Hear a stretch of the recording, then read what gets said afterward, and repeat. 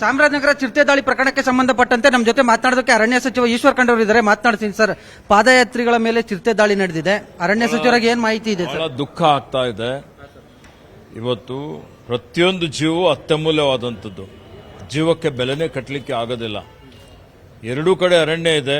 ಅರಣ್ಯದ ಮಧ್ಯದಲ್ಲಿ ಇವತ್ತು ದೇವಾಲಯ ಇದೆ.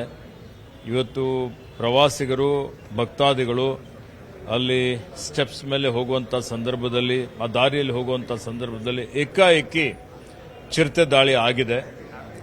ಇದ್ರ ಬಗ್ಗೆ ಈಗಾಗಲೇ ಹಿರಿಯ ಅಧಿಕಾರಿ ಮಾಲ್ತೆ ಅನ್ನುವಂಥ ಸಿಎಫ್ಗೆ ನಾನು ಮಾತನಾಡಿ ಸೂಚನೆ ಕೊಟ್ಟಿದ್ದೇನೆ. ಇವತ್ತು ಯಾಕೆ ಆಗಿದೆ, ಎಲ್ಲಾದರೂ ಲ್ಯಾಪ್ಸಸ್ ಆಗಿದೆ, ಏನಾಗಿದೆ ಅದ್ರ ಬಗ್ಗೆ ವರದಿಯನ್ನು ಕೇಳಿದ್ದೇನೆ. ಮತ್ತೆ ಅವರಿಗೆ ಸೂಕ್ತವಾದಂಥ ಪರಿಹಾರ ಕೊಡಬೇಕು ಅಂತೇಳಿ ಸೂಚನೆಯನ್ನು ಕೊಟ್ಟಿದ್ದೇನೆ. ಈ ರೀತಿ ಮತ್ತೆ ಪುನರಾವರ್ತನೆ ಆಗದ ರೀತಿಯಲ್ಲಿ ಎಲ್ಲಾ ರೀತಿಯ ಕ್ರಮಗಳನ್ನು ತೆಗೆದುಕೊಳ್ಳಬೇಕು. ಅಲ್ಲಿ ಸಿಬ್ಬಂದಿಗಳನ್ನು ನೇಮಕ ಮಾಡಬೇಕು.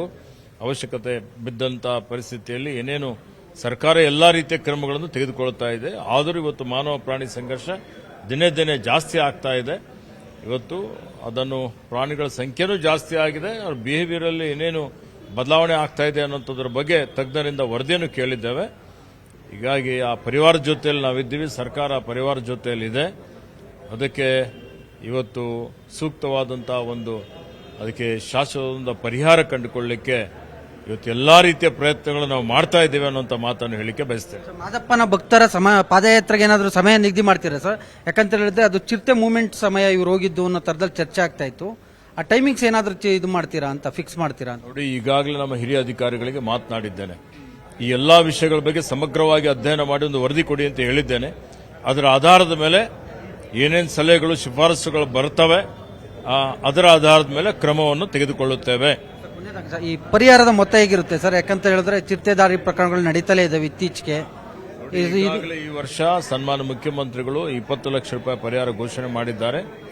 ನೋಡಿ, ಇದಕ್ಕೆ ಜೀವಕ್ಕೆ ಬೆಲೆನೇ ಕಟ್ಟಲಿಕ್ಕೆ ಆಗೋದಿಲ್ಲ. ಎಷ್ಟು ಕೊಟ್ಟರೂ ಕಡಿಮೆನೇ ಇದೆ. ಹಣ ಕೊಟ್ಟರೆ ಜೀವ ಬರೋದಿಲ್ಲ. ಆದರೂ ಇವತ್ತು ಅವರಿಗೆ ಆ ಪರಿವಾರಕ್ಕೆ ಒಂದು ಸಾಂತ್ವನ ಹೇಳುವಂತ ರೀತಿಯಲ್ಲಿ 20 ಲಕ್ಷ ರೂಪಾಯಿ ಪರಿಹಾರ ಇವತ್ತು ಈಗಾಗಲೇ ತತ್ಕ್ಷಣವೇ ಕೊಡಲಿಕ್ಕೆ ನಾನು ಹೇಳಿದ್ದೇನೆ.